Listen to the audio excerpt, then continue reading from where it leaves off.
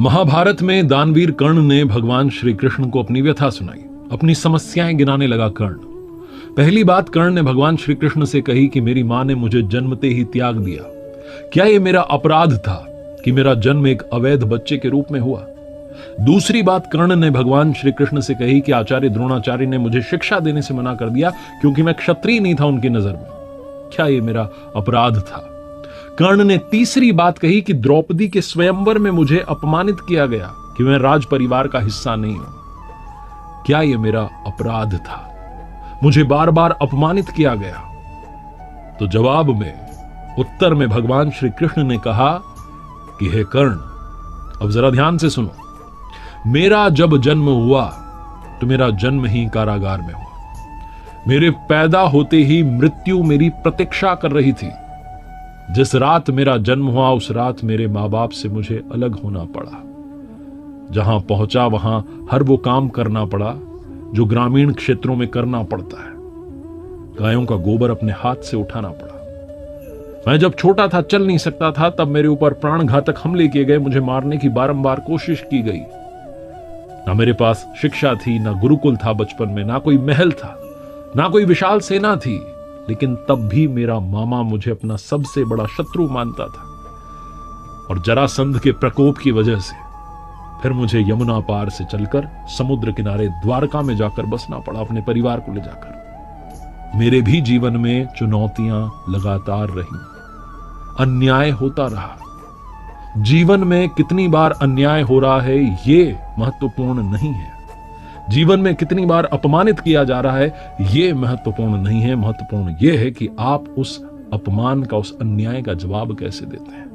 आपके पास कितना ज्ञान है जिसका आप इस्तेमाल करते हैं और इन सब चुनौतियों को पार करते हुए आगे बढ़ते हैं, क्योंकि जीवन तो भगवान का भी सरल नहीं था। श्रीमद् भगवद गीता, जो महाभारत के मध्य में युद्ध की शुरुआत से पहले भगवान श्री कृष्ण ने अपने सखा अर्जुन को 18 अध्याय 700 श्लोक के रूप में सुनाई, उस श्रीमद् भगवद गीता से 5 बातें आज मैं आपके लिए लेकर आया हूं और 5 श्लोक ऐसे लेकर के आया हूं जो गीता का सार समझाते हैं। आइए शुरू करते हैं। सीखोगे नहीं तो जीतोगे कैसे, ये लर्निंग सीरीज। मेरा नाम है RJ Kartik. 5 learnings from Shrimad Bhagavad Gita. शुरू करने से पहले आपको बताना चाहता हूं कि अपनी हर कहानी के अंत में आपसे कहता हूं, ऊपर वाले के आशीर्वाद के साथ कर दिखाओ कुछ ऐसा कि दुनिया करना चाहे आपके जैसा। शास्त्रों को पढ़ने की बात आपसे अक्सर करता हूं और मैं खुद हमारे गुरुदेव परमहंस स्वामी श्री अड़गड़ानंद जी महाराज की यथार्थ गीता को रोज पढ़ता हूं। यथार्थ गीता के जरिए समझने की कोशिश करता हूं, अध्यात्म की दुनिया में प्रवेश करने की कोशिश करता हूं। पहली लर्निंग जिसके बारे में मैं बात करना चाहता हूं, हम सभी को पता है कि भगवान के दर्शन कब होंगे, वो प्रकट कब होंगे, क्योंकि गीता में एक श्लोक है जिसे हम सब ने बचपन से सुना है और याद हो गया है। यदा यदा ही धर्मस्य ग्लानिर्भवति भारत अभ्युत्थानम धर्मस्य तदात्मानं सृजाम्यहम्। चतुर्थ अध्याय का श्लोक नंबर 7 जो बताता है कि भगवान दर्शन कब देंगे, प्रकट कब होंगे। इसका हिंदी अर्थ निकालेंगे तो निकलता है कि जब जब धर्म की हानि होगी, जब जब अधर्म बढ़ने लगेगा, तब तब मैं अपने स्वरूप को रचने लगूंगा। इस दुनिया में ऐसा कौन सा समय है जब संकट नहीं होता? ऐसा कौन सा समय है जब अधर्म नहीं बढ़ता है? तो क्या भगवान प्रकट हो जाते हैं? हम में से बहुत सारे लोगों ने वो श्लोक तो समझ लिया, लेकिन उसके ही आगे भगवान श्री कृष्ण ने उसी श्रीमद् भगवद गीता में कहा कि जन्म कर्म च मे दिव्य मेवम यो वेत्ति तत्वतः त्यक्त्वा देहम पुनर्जन्म नैति मामेति सो अर्जुन। भगवान श्री कृष्ण ने कहा कि मेरा जन्म तो होगा, लेकिन मेरा जन्म और कर्म अलौकिक है। वो इन चर्म चक्षुओं से देखा नहीं जा सकता। वो अलौकिक है, वो दिव्य है। उस दर्शन के लिए आपको निर्मल होना होगा। उस दर्शन के लिए आपको मोक्ष प्राप्ति के रास्ते पर चलना होगा। और वो रास्ता क्या है वो भी भगवान श्री कृष्ण ने श्रीमद् भगवद गीता में बताया। ओमित्येकाक्षरं ब्रह्म व्याहरन् मामनुस्मरन्। ओम का जप, मेरा ध्यान, यही वो रास्ता है जिसके जरिए, जिस रास्ते पर चलकर आप उन प्रभु के दर्शन पा सकते हैं। दूसरी बात श्रीमद् भगवद गीता का सार समझाती है श्रद्धा। प्रभु के दर्शन करने हैं, उस रास्ते पर चलना है तो श्रद्धा बहुत आवश्यक है। भगवान श्री कृष्ण ने चतुर्थ अध्याय में श्लोक 39 में कहा, श्रद्धावान लभते ज्ञानम तत्परः संयतेन्द्रियः ज्ञानम लब्ध्वा पराम शांति म चिरेणाधिगच्छति। वो कहते हैं कि श्रद्धा रखने वाले मनुष्य जो हैं, जो अपनी इंद्रियों पर संयम रखते हैं, जो तत्परता से अनन्य भाव से मेरी साधना करते हैं, वो मुझे यानी परम शांति को प्राप्त होते हैं। भगवान श्री कृष्ण ने आगे श्रीमद् भगवद गीता में 9वें अध्याय में श्लोक 26 में एक बात और कही कि पत्र पुष्प फल जल जो भी अर्पण कर रहा है श्रद्धा भाव से, उसे मैं प्रेम सहित स्वीकार करता हूं। और कहा है कि भाव बस्य भगवान सुख निधान करुणा भवन। वो सुख के भंडार हैं, वो करुणामयी हैं, लेकिन वो भाव के वश में हैं। जहां भाव है वहां भगवान है। ये दूसरी जो लर्निंग है सिखाती है कि श्रद्धा के साथ, समर्पण के साथ उस परमात्मा की पूजा करना बहुत जरूरी है। जहां आपका भाव डगमगाया कि काम नहीं बन रहा है, आप कहीं और चला जाता हूं, किसी और दरवाजे को खटखटाता हूं, वहीं सारा खेल गड़बड़ हो जाता है। इसलिए श्रद्धा में कमी मत आने देना। तीसरी बड़ी बात जो समझने वाली और सीखने वाली है श्रीमद् भगवद गीता में, 6ठे अध्याय के 5वें श्लोक में भगवान श्री कृष्ण ने कहा, उद्धरेदात मनात्मानम नात्मानम वसादियेत आत्मेव ह्यात्मनो बंधुरात्मेव रिपुरात्मना। हिंदी अनुवाद अगर करें इस श्लोक का तो निकलता है कि अपने द्वारा अपना इस संसार सागर से, समुद्र से उद्धार करें और अपने को अधोगति में ना डालें। भगवान श्री कृष्ण कहते हैं क्योंकि पार्थ, हम स्वयं अपनी आत्मा के मित्र हैं और शत्रु हैं।